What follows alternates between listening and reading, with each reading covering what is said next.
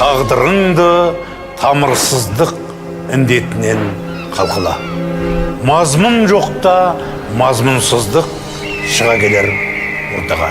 Әр адамда өз анасынан басқада, ғұмырына етер мәңгі астана, демеп жүрер, жебеп жүрер арқада, болу керек құдіретті төрт ана. Туған жері, түп қазығы айбыны, туған тілі, мәңгүнігі айдыны, жан байлығы, салт дәстүрі тірегі, қадамына шоқ шашар үнемі. Және туған тарихы еске алуға қаншама ауыр әрі қасіретті болса да. Құдірет жоқ төрт анаға теңгелер, онсыз санаң қаңбақ ұқсап сенделер. Өзге ананың ұлылығын танымас, төрт анасын менсінбеген пенделер. Төрт анадан сенім таба алмаған, тамырсыздың басы қайда қалмаған.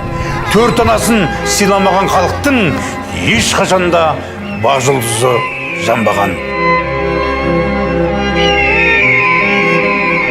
Қасиетті бұл төрт ана тағдырыңның тынысы, төрт ана үшін болған күрес, күрес төрдің ұлысы.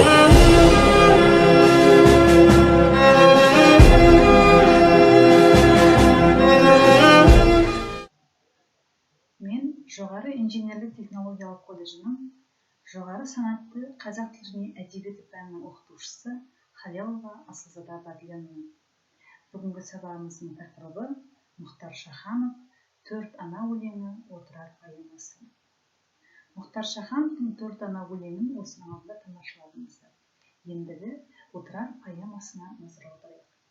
Сабақтың мақсаты Мұхтар Шахановтың өмірі мен шығармашылығына кеңінен түсінік бере отырып, отырар шығармасындағы кейіпкерлерге мінездеме беру, өлеңнің идеясы мен мазмұнын ашу, құрылысына талдау жасау, мәнерлеп оқу дағдысын қалыптастыру, тіл байлығын арттыру, ойлау қабілетін дамыту, өзіндік шығармашылық ізденуге баулу. Ақын шығармасындағы оқиға негізінде оқушыларды елді күшпен емес, ақылмен, билеу секілді егістерге үйрету, ел алдындағы парызын түсіне білуге, ерлікке, қайсарлыққа тәрбиелеу. Мұхтар Шаханов 1942 жылы 2 шілдеде оңтүстік Қазақстан облысы Отырар ауданы Шілік ауданында дүниеге келген. Ол ақын, қоғам қайраткері, сазгер.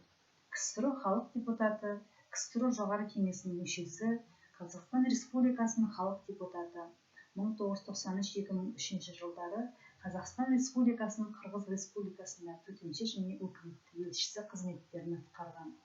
2003-2004 жылдары Жалын журналының бас редакторы, әлем ойшылдарының басын біріктіретін 21 ғасыр және руханият атты халықаралық элита клубының президенті. 2004 жылы Қазақстан Республикасы парламенті мәжілісінің депутаты болды. Көптеген өлең кітаптарының, халық арасында кең тараған бірқатар әндердің авторы. Балладалар мен поэмалары дүниежүзі халықтарының 20-дан астам тілдеріне аударылған. Ақынның «Махаббат заңы», «Сенім патшалығы», «Сократты еске алу түні» атты драмалары республикамызда және шетел театрларында қойылған. Қырғыз Республикасының халық ақыны, Қазақстан Республикасының халық жазушысы, Түрік Республикасының түрік дүниесіне қызметі үшін халықаралық сыйлығының және Қырғыз Республикасы халықаралық руханият, түрік дүниесі жазушылар бірлестігінің Шахрияр 2002 жылы жазагер жады формуласы шығармасы үшін Калифорния ғылым индустрия білім өнер академиясының Эйнштейн атындағы алтын медалі, Түркияның Гебзе қаласында түркітілдес халықтар арасында ең үздік әлем ақыны сыйлығы берілді. Тың және тыңайған жерлерді игергені үшін еңбектегі ерлігі үшін медальдармен марапатталған. Нобель сыйлығының жылдығына орай Тамбов қаласында өткен Ресей жаратылыс ғылымдар академиясы бірлесіп бекіткен Нобельдің алтын медалімен марапатталды. Бүгінгі өтетініміз Мұхтар Шахановтың «Отырар» поэмасы. Мен Мұхтар Шахановты білмейтін қазақ кемде-кем. Себебі Мұхтар Шаханов ұлт жанашыры. Қазақ тілінің мемлекеттік тіл дәрежесіне статусына ие болуға көмектескен қоғам қайраткер және сонау кеңес заманында 1989 жылы Кремльде желтоқсан оқиғасының тарихи шындығын ашып берген белгілі саясаткер. Жалпы поэма мазмұнына тоқталатын болсақ, 1219 жылы қыркүйек айында Шыңғысхан жасағы Отырар қаласын 200 мың әскермен қоршап алды. Бірақ қаншама шабуыл жасағанмен монғолдар қаланы ала алмады. Шыңғысхан қаһарланып, бүкіл қол қырылса да Отырарды алу керек деп бұйрық береді. Күн санап Отырар тұрғындарының жағдайы нашарлайды. Азық сулары таусылады. Әскер басшысы опасыздық жасап, қараңғы түнде өздері қорғап тұрған қаланың қақпасын ашып береді. Жау сатқындары да қала халқын да қырып салады. Қалаға жаппай от қояды. Сонымен 6 ай бойы берілмеген әлемге әйгілі Отырар қаласының орнында төбе-төбе топырақ пен күн үйінділері қалды. Осы тарихи шындықты Мұхтар Шаханов негізге ала отырып, сыртқы басқыншы жауға қарсы күрескен Отырар халқының ерлігісін, оның басшысы Қайырханды мадақтап жырлайды. Сол арқылы еліне, отанына опасыздық жасаған сатқынның қай дәуірде де сазайын аларын сездіреді. Поэмада рухы өр, тәні бекем, бұл бір қайсар халық екен, тірліктен де артық қойған бірлікті деген Шағатай сөзінен берілген біздің қазақ халқының қайсарлығын, қайраттылығын, рухының жоғары екендігін поэмада паш етіп суреттейді. Отырар туралы не білеміз? Отырар орта ғасырдағы ірі қала.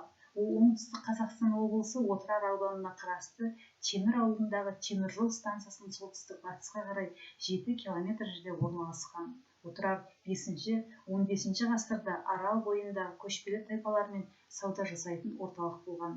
Иран мен Орта Азиядан Сібірге, Монғолияға және Қытайға қатынайтын сауда жолындағы маңызды қала болған.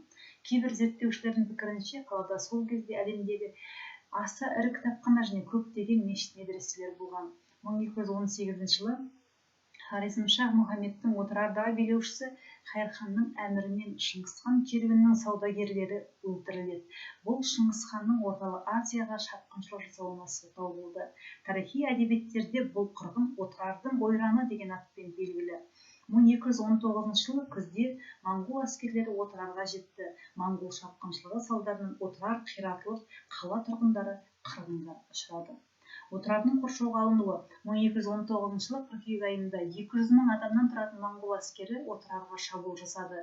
Шыңғысхан әскерінің түмен басшылары Шағатай, Үгедей, Сүбедей, Жебе, Тонышар Отырарды қоршауға алды. 50 мыңнан адамнан құралған әскері бар Қайырхан Отырарды табандылықпен қорғайды. Олар қала қақпасын қатты бекітеді. 2 айдан аса Отырарлықтар жаудан қорғанады. Осы аралықта азық-түліктің қоры таусылып, Отырарда аштық орын ала бастайды. Аштыққа шыдамай соғыс жеңіліспен аяқталады деген ойлаған Отырардың әскерінің бір бөлігі моңғолдар жағына өтіп кетеді. Ал Хорезмшах Мұхаммед болса өзінің 400 мың әскері бола тұра қол ұшын бермейді.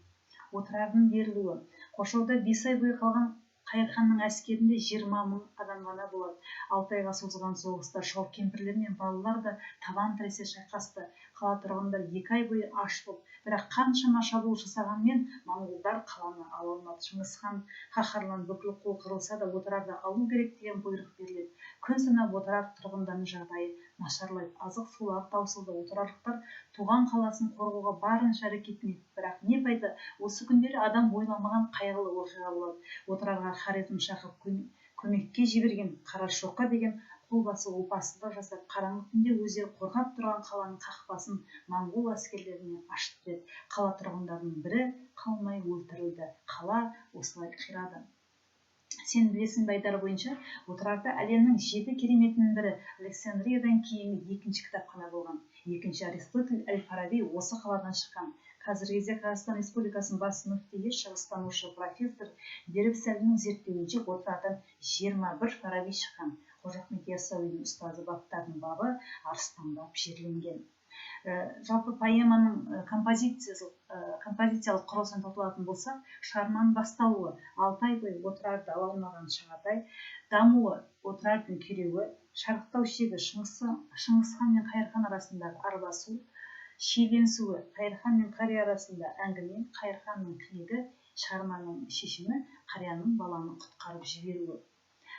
Поэма кейіпкерлері: Шыңғысхан әлемдегі ең ірі ұры ең ірі құрлықтық империя құрған әйгілі чихангер қолбасшы қаһарлы қаған.